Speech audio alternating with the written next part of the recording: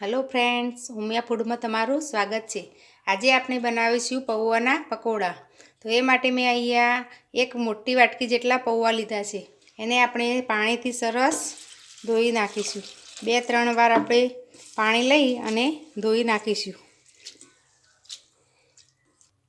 આપણા પૌવા હવે સરસ ધોવાઈ ગયા છે। તો એમાં આપણે 4 ચમચી જેટલું દહીં નાખીશું।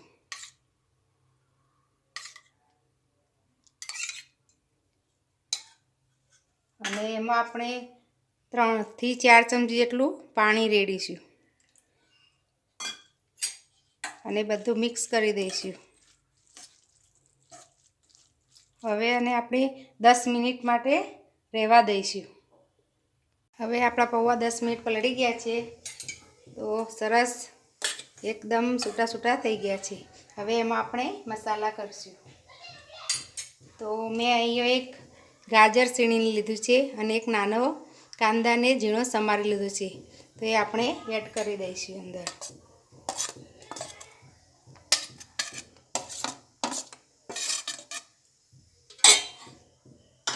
અને એક મેં બટાકાને કાચું જ બટાકું મેં છીણી લીધું છે।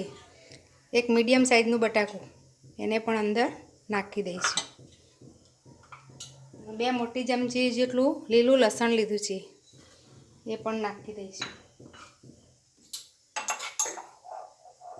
1 ચમચી જેટલા આદુ મરચાંની પેસ્ટ એ નાખી દઈશું। હવે એમાં આપણે મસાલા કરીશું। અડધી ચમચી જેટલું લાલ મરચું પાવડર લઈશું। અડધી ચમચી જેટલું ધાણા જીરું પાવડર લઈશું। અડધી ચમચી જેટલો ચાટ મસાલો લઈશું। સ્વાદ પ્રમાણે મીઠું નાખીશું।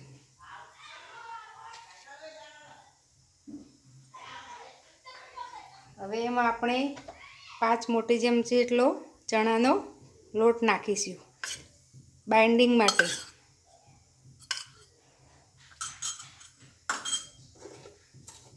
અને અડધી ચમચી જેટલી દળેલી ખાંડ નાખીશું। જો તમને પસંદ હોય તો નાખવાની, નકર નહીં નાખવા તો બી ચાલશે। અને અડધી ચમચી જેટલો ગરમ મસાલો નાખીશું। હવે આ બધું સરસ આપણે મિક્સ કરી લઈશું।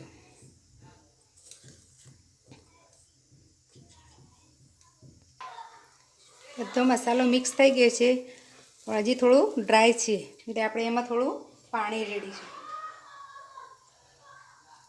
જો તમારા શાકભાજીમાં વધારે પાણી હોય ને તો જરૂર હોય તો જ પાણી રેડવાનું।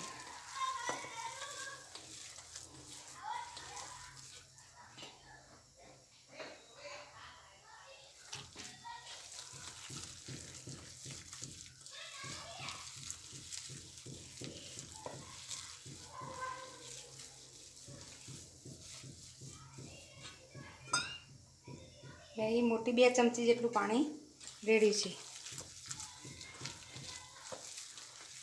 હવે એને સરસ મિક્સ કરી લઈશું।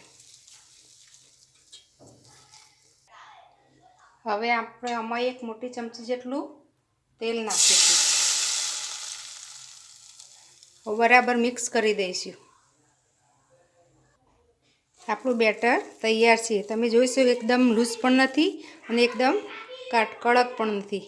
આ રીતે પડે એવું બેટર રાખવાનું। હવે આને રેસ્ટ આપવા નથી। હવે આપણે તેલ ગરમ કરીને તળી લઈશું। આપણું તેલ હવે ગરમ થઈ ગયું છે, તો આપણે એમાં નાના નાના પકોડા મૂકી દઈશું।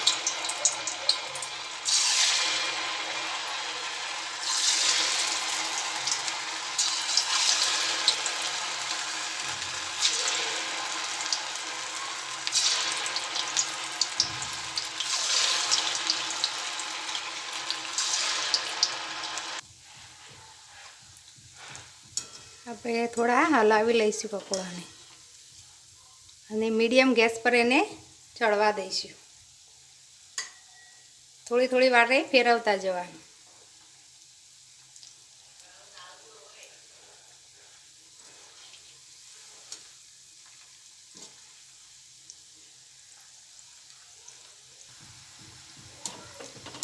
આપણા પકોડા સરસ ગોલ્ડન બ્રાઉન થઈ ગયા છે. હવે એને આપણે એક પ્લેટમાં કાઢી લઈશું. આ જ રીતે હવે આપણે બીજા પકોડા પણ તળી લઈશું.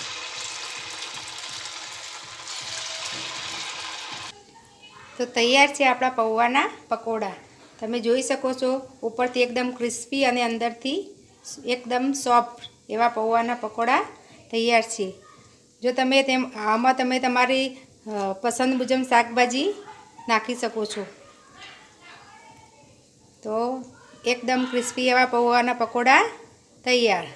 જો તમને મારી આ રેસીપી ગમી હોય તો મારા વિડીયોને લાઈક, શેર અને મારી ચેનલને સબસ્ક્રાઈબ જરૂર કરજો. ફરી મળીશું નવા વિડીયો સાથે. ધન્યવાદ.